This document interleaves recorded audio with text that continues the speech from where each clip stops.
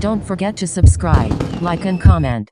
SpaceX's Starship explodes minutes after launch. The company, headed by Elon Musk, planned to send the 400-foot rocket on an attempted trip around the globe from the southern tip of Texas to eventually crash in the Pacific Ocean near Hawaii. SpaceX's Starship rocket exploded minutes after launching its first test flight from the launch pad in Boca Chica, Texas, on Thursday, crashing into the Gulf of Mexico. The rocket, powered by 33 Raptor engines, tumbled and came apart about 4 minutes after the launch. Starship had no people or satellites on board. Obviously, this does not appear to be a normal situation, SpaceX's aerospace engineer John Innsbrucker said during the live broadcast of the launch as the rocket appeared to be spinning in the air. The company, headed by Elon Musk, planned to send the 400-foot rocket on an attempted trip around the globe from the southern tip of Texas to eventually crash in the Pacific Ocean near Hawaii. Despite the rocket's explosion, the launch pad did survive. After the launch, Musk said on Twitter that the company learned a lot for next test launch in a few months. It was the company's second launch attempt after canceling one on Monday due to a frozen booster valve.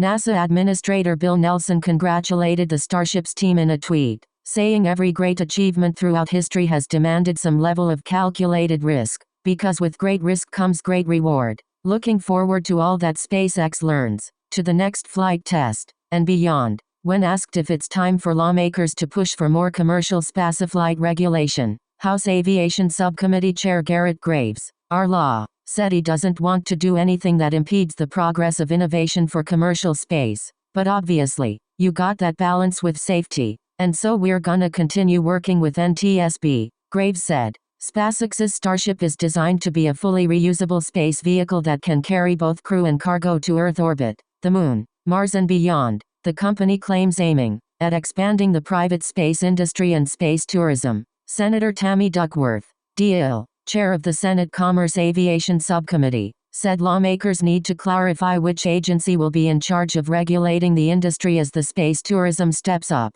We have to decide who's going to regulate that type of travel. Is it going to be the FAA or is it going to be NASA? NASA is not a regulating agency the way FAA is, coming up with the rules and policies of how we conduct both commercial passenger and commercial freight travel, Duckworth said.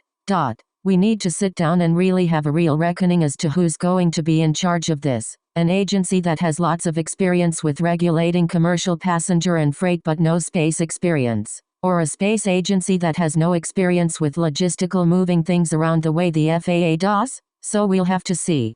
Don't forget to subscribe, like and comment.